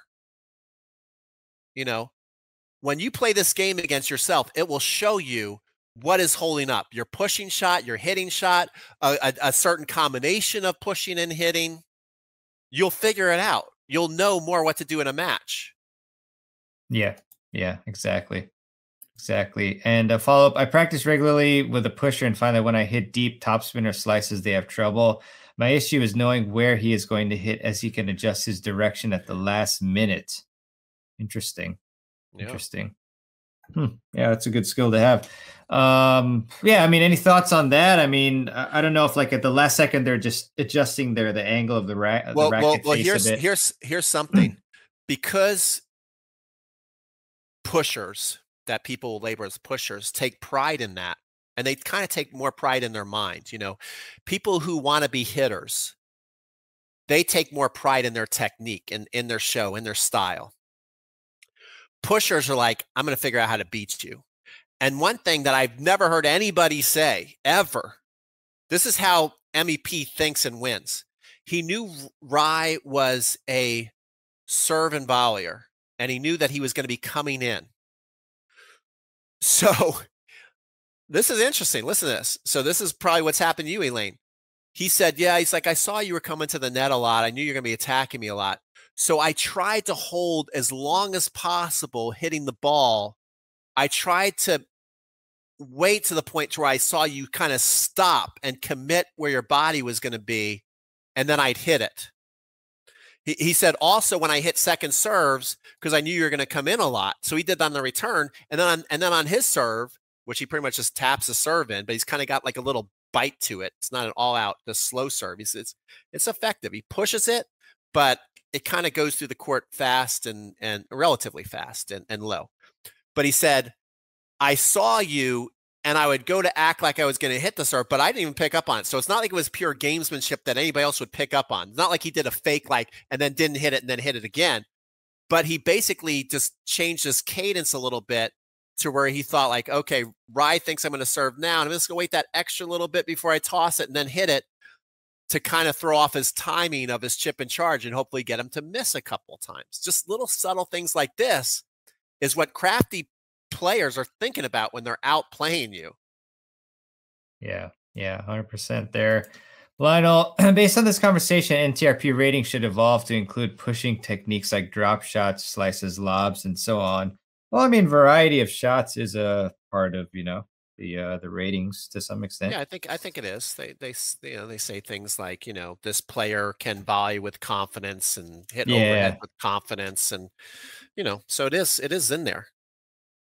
Yeah, definitely. Let's see, Wendy. So are you saying that pushing the ball is more about the lack of follow through? I think a similar question. Since you can hit a ball slow, some say that a slow hit ball is a pusher and still have follow through.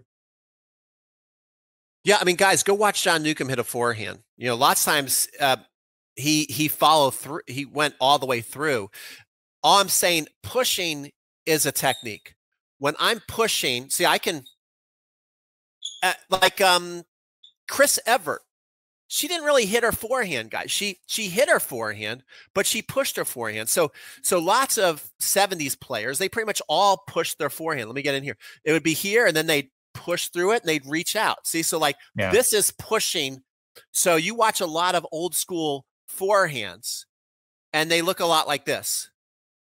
They're pushing the ball. Even Jimmy Connors, he was like a combination of hitting and pushing, but there's an instructional video where he says on a forehand, you need to have a firm grip. Does that mean Jimmy Connors doesn't know what the hell he's talking about and he's wrong? No, that's not what he means. Because he had a different grip than Roger Federer and a different technique, he more had a very strong pushing forehand. So he would grip the racket tight and then hit it, but he'd hit it fairly hard and middle the ball, and he'd come through like this. Okay? Hitting, I wish this stupid wire wasn't here. I can't take it off, otherwise it won't hit me. But hitting is more rotational. You're getting here. What we think of as hitting is we're getting here, and instead of our shoulder moving like this in a pushing motion, we initiate the kinetic chain, and we're swinging around like, I can't do it because of this cord, but you know what I'm talking about. Just think about Federer hitting a ball. It's a completely different rotation. The shoulder's moving like this, and you're falling through over here versus being more linear and going out to it. That's what I'm trying to tell you guys. And I'm trying to tell you guys that to do the first one is easier if you can do both. It's easier to do under pressure unless you're going to join a junior academy and train every single day to where you play like a machine. Yeah. Love it. Let's see. Kay, Ash Barty had great rally combination of push, yes, hit that also absolutely drew many unforced errors. From opponents. And that's a great example. That's a great example because Ash Barty's slice is a pushing technique. And it stood out like a sore thumb at the Australian Open because you had all these amazing players playing these banging matches where they're just hitting the crap out of the ball, and they look amazing until they played Ash Barty because no one hit the ball like Ash Barty. They didn't see that. They basically see every match they play is like a game of Russian roulette. The women play with a lot less margin than the men. They kind of in a way play more aggressive. The men typically will play with more shape and the women hit topspin, but they play with less shape. So it's more high risk, high reward. And then they go against Barty, and she's hitting these slice shots, and she's using different angles. And she won that Australian Open with ease. And it wasn't necessarily because she's so much better than them. It's that she's so much different than them. Yeah. Yeah. I love her style. Sherry, I love the serve, deep loopy repetition, and eventually finish the point. Keep the side to side and deep to short option open. Yeah. Definitely. Pre-op consult. Arthur Ashe also used no pace and short slices to beat Connors on grass. Arthur Ashe has a push forehand. Okay. Does Arthur Ashe have a good forehand? Absolutely, yes. But it's a push forehand. He didn't swing. He doesn't have a swing forehand. If you want to know, go look up Arthur Ashe's forehand. That's a push forehand. That's what I mean. I don't mean that a push forehand is a bad forehand. And I think that's what I'm even fighting on this live call and making sure that you guys understand. Yeah, definitely. Let's see, Proc, that's exactly how I feel like I'm giving in. I'm supposed to be able to rip it, big forehand. So when I'm hitting out and put in a position that I need to slice, I feel like I'm giving in. No, it's just, a different tactical change. Yeah. No, that's my number one goal for the call. I want you guys to understand that it's completely unrealistic and that you have to embrace developing pushing technique, not to become a pusher. Rye is never going to become a pusher. Rye, if you watch this guy who I coached who lost to Mep, he will never be a pusher. But I want him to develop more pushing skills so he becomes more multidimensional and he wins matches and points a lot easier. That's all I'm trying to teach you guys tonight. Yeah. Appreciate it, Pete. Awesome stuff. Colin, Pete, have you got a video out for this drill? No, but I actually, this whole thing, I've always thought about it, and you've always seen it as a coach. When the match is over, because you've felt it too yourself. Like when I coach, and I love all my students, and when you see them struggle, you feel it in the pit of your stomach, and you don't even only feel it in the pit of your stomach because you feel sorry for them and you can see the anguish they're going through. You always have flashbacks of, man, I know exactly how they feel right now. And so I've thought about this concept a lot, but I don't think I've ever verbalized it as well as I did hopefully tonight. Hopefully you guys are enjoying this, and I did with my student a couple days ago. So I'm going to make a video on this specific topic and probably show the drills, and it'll probably be a YouTube video at some point. Excellent. Love it. Making that content, Pete. Let's see. The backhand is a huge weapon too. I love Peter's headset. There you go. See? So stylish. Black and green. Like a lizard. Paul, thanks for letting me know about that bomb alert, the spam. I took it off, so appreciate it. Oh boy. Yeah. Artie, Shad, excellent presentation. Enjoying and learning a lot. Greatly appreciated. Love it. Let's see. Paul, the kind of pusher I feel most confident beating is one who absolutely dreads coming to the net. Yes. Yep. Give them short stuff. 100%. Yes. Let's see. Great stuff as usual. Thanks for presentation. Learning a lot. Thank you, Artie. Let's see. CMN tiebreaker, return of serve. Do you push or hit? It really depends. Yeah. I mean, that's the point. The more you play the game, the more you will know what percentage. Like let's say the student I had the other day, if I like had to put money on it and I'm coaching him, I'm going to say, look, Rye, when you stay back, I want you to push more of your forehands than hit them, because I know since we won a set 6-1, basically hitting a push forehand, and we lost 6-1, 6-0 trying to hit the forehand, even though you have an amazing topspin forehand, the confidence isn't there. So we have the data to say you should be pushing in your tiebreaker under pressure more than you should be hitting. And so that's why I want you to go out and play this game so you can decide. And I did play high level juniors, was a state champion, went to nationals, played Division I college. So I was one of those players that, high performance player.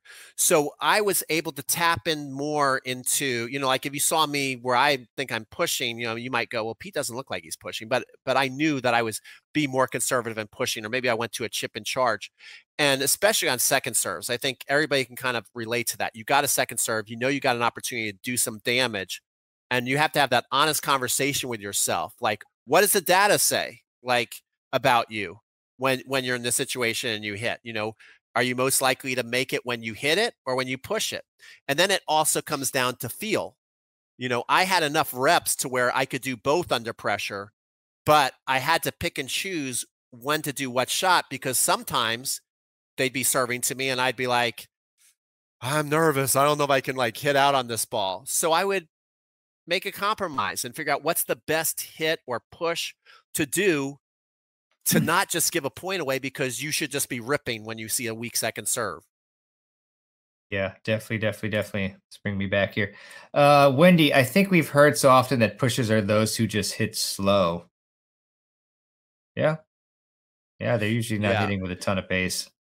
Exactly. And what I'm talking to tonight is that I'm not, but I am saying this. I mean, I'm saying both. I'm saying pushers, people that you label as pushers, they win a lot. It's undeniable.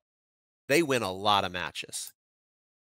Hitters, when you watch a hitter who can hit the entire match and execute, that's the key, can execute, they will win a lot. And when you could do it really well, like MEP went up against Simon, who's 12 years old and 40 in the nation. Simon could hit and execute, so he beat MEP 6-1, 6-0. I don't think anybody's ever done that on the YouTube. So he could hit and execute. Tweeners, they get lost. And so what I'm telling you is that pushers win, but not only that, is you don't have to be a pusher to work on your pushing technique shots. I'm not saying become a pusher to win more matches. I'm saying develop pushing technique shots to use them more in a match when it is appropriate. Yep. 100%. Let's see, Sherry, I'd say play how you got there to the tie break. It's a good approach, I suppose. I'd say yes or not. I'm not. I love that, but I'm going to stop that. Not necessarily. I mean, you might be there in the tie break. You might be much better this player, and then all of a sudden you're in a tie break with them. You maybe should have won the set 6-3, but you're losing confidence in shots, and you're hitting a lot of tweener shots. Or you might be able to play well when you're down. So it might be like, the score is 1-0 and you have an opportunity to go 2-0, and then you choke and it's 1-1, you see, because every time you get a lead. So you have to really tap into what you're doing well under pressure, because you can go through a whole set and be good enough to stay even, and then all of a sudden the pressure even ratchets up a little more and you might fall apart more. Yeah, so like what skills can you deploy under pressure? Yeah, gotta think about that. Cool. Let's see, Dr. Bagel Maker. When I get back to Atlanta to train / play against you, I want you to wear those headphones. I think I can beat you with the wire in the way. Maybe if it's not plugged into a computer, I think you might have a tough time. So yeah, he might if I wear it with no computer. If I have the computer and run around with the computer, then I might put my money on the Bagel Maker. Still pretty good though. I think maybe tossing, serving might be real tough actually.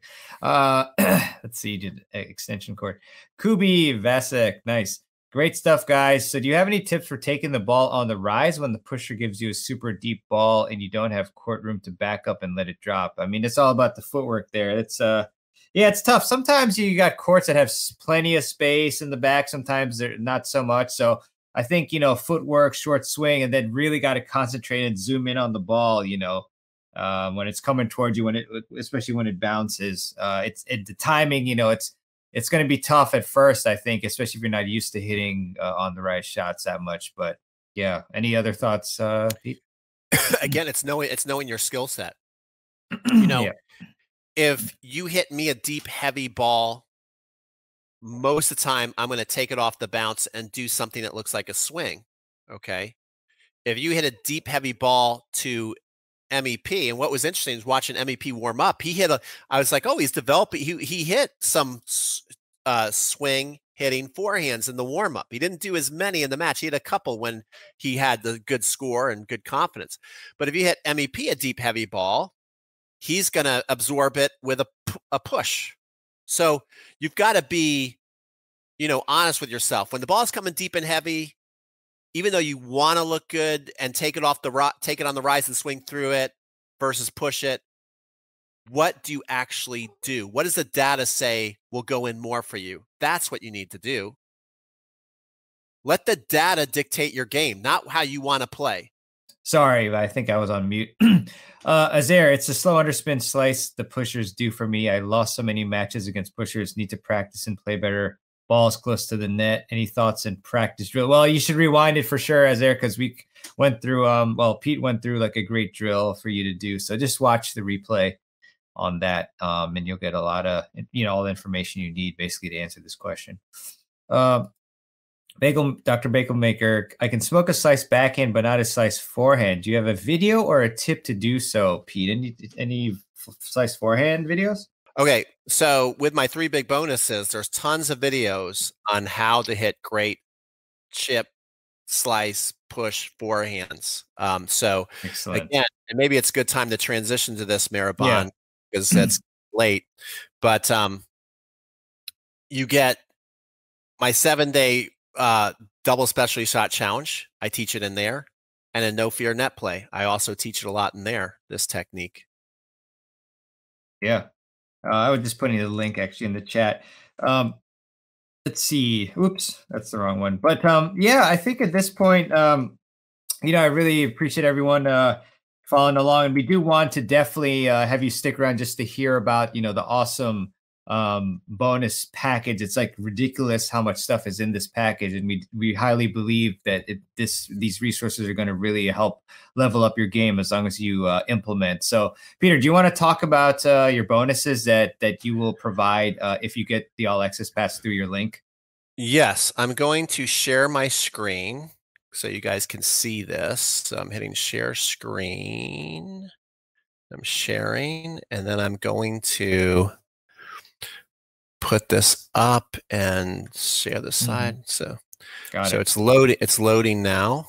There you go. So so I've got 3 big bonuses when you upgrade. It's a package worth $261. I think conservatively. I mean, guys, when I make these courses, it takes me months to make these things. So so let's go through those bonuses. The first bonus is next level doubles. This is a $97 value. It sold for $97. It actually did very well selling at $97.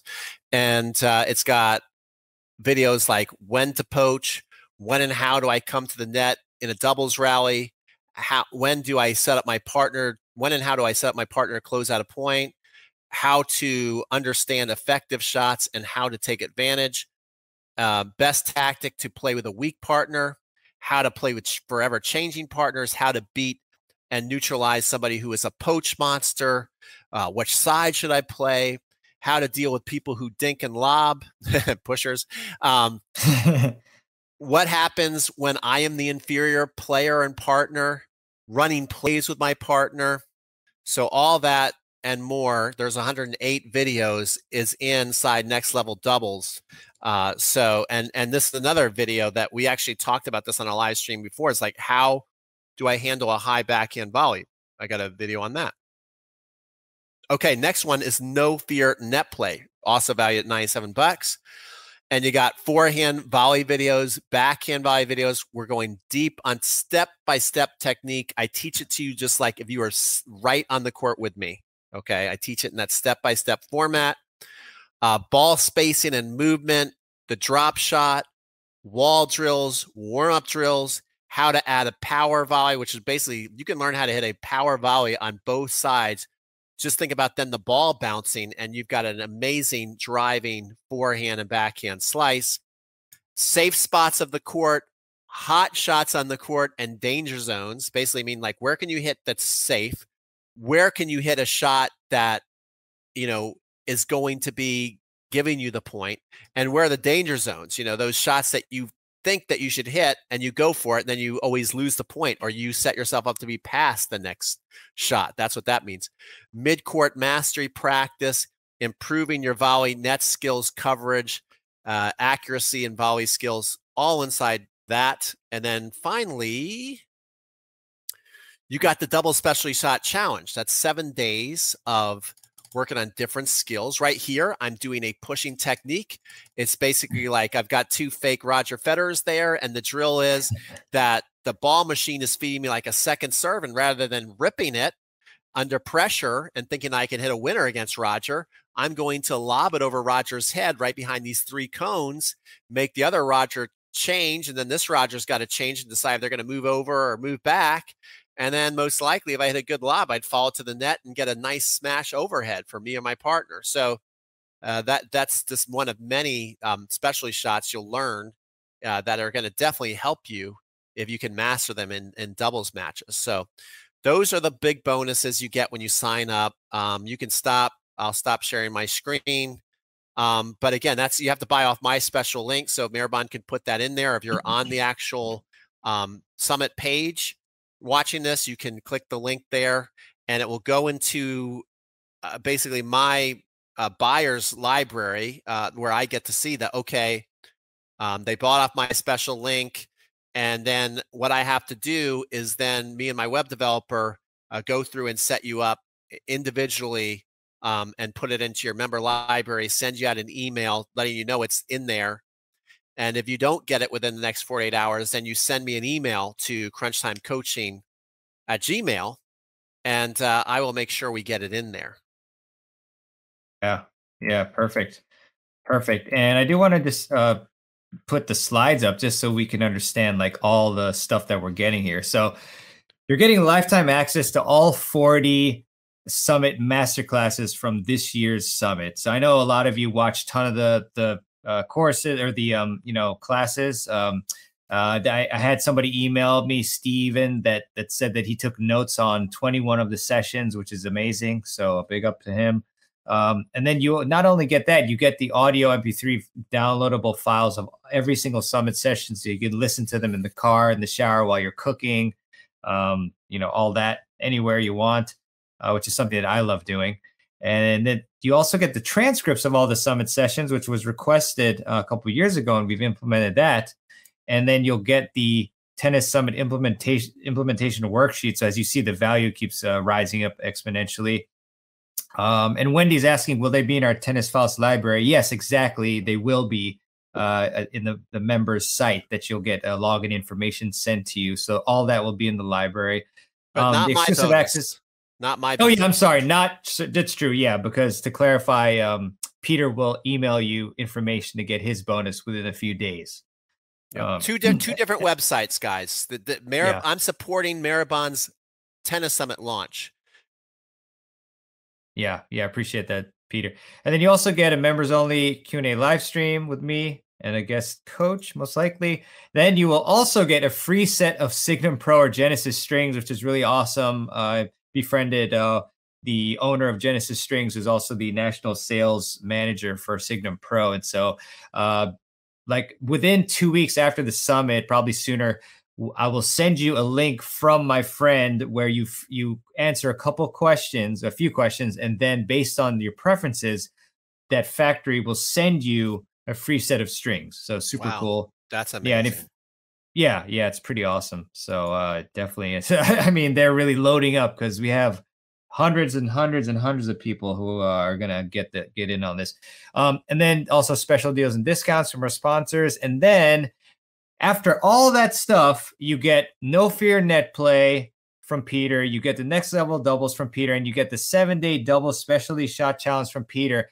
And then on top of that, and keep in mind, this is only one-time payment of $97. You get Tennis Summit 2, and you get the top 10 podcast interviews. So the Tennis Summit 2 is one of my summits that I did previously, which has I think around 40 more sessions for you to check out.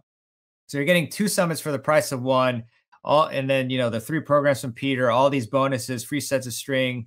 It just so many things. So this total value is easily over $3,000. So I personally highly recommend this. Obviously, I mean, it's just so much value that you're getting.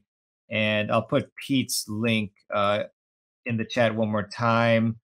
So yeah, I can't recommend this enough. Just you're gonna have a library of any time, like any shot in the book, any singles double strategy, fitness programs, you know, like anytime you want, you know, I'm having some trouble with my serve. Oh, there's these 10 lessons in my library on the serve here, kick serve, slice serve, serve power, amazing lessons. I mean, it's just incredible.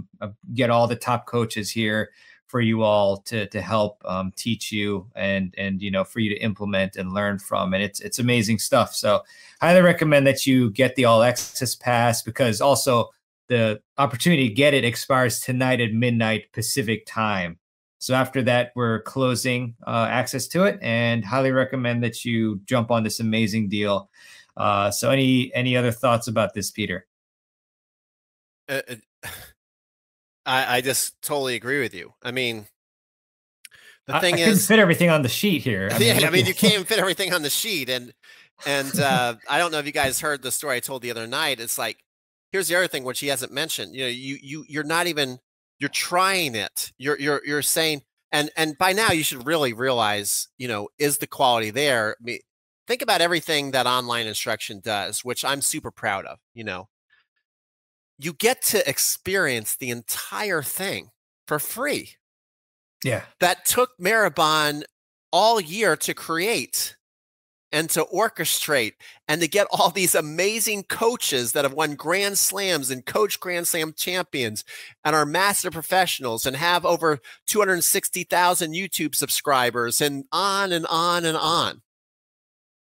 Mm-hmm. And you get to hear their best advice they can give you on each topic, whether it's how to hit a forehand, how to hit a serve, how to win a doubles match, how to hit a singles match, how to get more fit, what equipment you should use.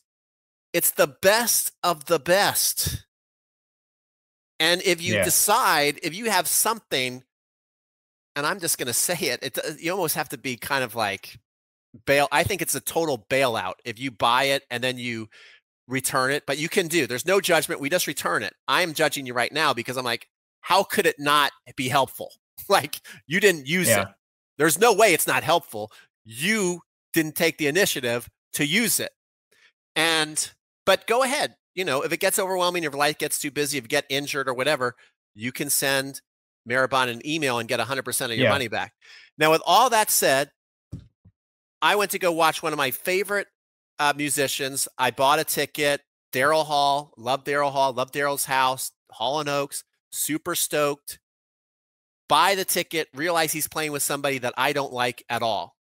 I'm like, I don't want to go to this concert now. I want to get a refund. So as soon as I spent $250 plus, I write an email to the Ticketmaster saying, I want a refund. I don't want to go to this. I get an email back. Sorry, there's no refunds for this concert. I'm like, okay, I'll make the best of it. I'll go. I still love Daryl Hall. I'm sure it'll be great. I go there at 75 years old. Daryl Hall decides I'm not going to play one hit. I'm not going to play one hit. So with the whole night total, I probably spent with me and my girlfriend, everything, over $400 to go this thing. I'm 5 or 6 songs into Daryl Hall's concert and I walk out, and I will never see that money again. I can't do anything about it. And it wasn't even a good memory. You already know if you're having good memories and good information from this summit. And if you just want to own it, it's like dirt cheap. So I don't know. I'm done. Yeah. No, it's I mean, again, like Pete said, money back guarantee right there. So for whatever reason, if doesn't work out, just let me know. So no risk. So no definitely risk, check it out. All reward. That's a pretty, there's not many things. Think about that. There's not many things in life where it's all risk. I mean, I'm sorry, where it's all reward and no risk. There's barely anything I can think of like that. Seriously. Yeah, same. So yeah, just highly recommend it again. Just try it out, you know, and I think you'll really enjoy it. You'll improve every part of your game if you implement, study. Yeah, it's incredible value. This is the best package I think we've ever put together. So I want to thank you so much, Peter, for contributing as well. So we'll put your link one more time in the chat again. And yeah, I mean, thank you all for listening. It really was so much fun with the Tennis Summit. I can't believe that it's over. And but we'll be creating more content for you, and look forward as well to all the great stuff that Pete has in store. So Pete, any final last words to close it off? I just really appreciate you and you letting me share the time with you and come on live with you and do these live streams. I look forward to it every year. And, I know you behind the scenes as well as, just when we do our live stuff. And I mean, what you see is what you get with Mehrban. He is just a super nice guy, hard worker, leaves no stone unturned, thinks of every single thing he can do to add to the summit to make it high quality and as useful as possible. And every year I learn something from him putting on the summit, to where I'm like, when I do Tennis Con, I want to do it that way, because that is a great way to do it. So I'm always, even just besides all the speakers he gets, I get ideas like, yeah, I should do that too, because that's like a hell of a service that he's providing. So great job. Thanks, Pete. Really appreciate the kind words. It's definitely mutual, and I'm really inspired all the time by all the hard yards that you're putting in. I mean, you're constantly making YouTube videos. Like you're probably the only guy I know who does. I mean, so many video reviews like that take so much of your time, and you include that in a lot of cases, or maybe all the cases in your program. So yeah, it's just great to see you doing so well, and we're looking forward to seeing all your great content, and definitely follow Crunch Time Coaching. That's a mandatory requirement here. So yeah, thank you so much, Pete, and thank you to the audience. And yeah, just some nice comments from everybody. Appreciate it, Wendy and Xiao and Dave as well. And yeah, so I guess that's it for now, but you'll definitely see us create more stuff in the future. So I want to thank you so much again, Peter, and thank you to everybody for tuning in. And we'll definitely be in communication again soon. So take care, everybody. All right. I really hope you enjoyed this episode with my good friend Peter Freeman from Crunch Time Coaching. It's always a blast having him on the podcast and the summit live streams and everything else. So big thanks to you, Peter. And I also would really appreciate it if you would leave a review for the Tennis Files podcast if you find the podcast helpful for your game. And you can do that at tennisfiles.com/Apple Podcast, or just leave a review in your favorite podcast app that you use to listen to the show. I just find that using Apple Podcasts is the most helpful in terms of giving more visibility to the show and having it just rank a bit higher, which in turn brings more visibility to new people who are finding or trying to find tennis podcasts. So definitely would really appreciate a review in advance. Thank you in advance, rather. And also just curious if you can spot the difference in the audio quality. I'm actually on the road, but I did bring one microphone with me that I'm plugging into my computer, as opposed to through an XLR sort of thingamajiggy, some sort of different setup than plug and play. But when on the road, I can't bring as much equipment with me. So hopefully the audio here is pretty decent for you. And with that, I would like to leave you with a quote, as I often do at the end of the show. And this one is by Peter Marshall. And Peter says, "When we long for life without difficulties, remind us that oaks grow strong in contrary winds and diamonds are made under pressure."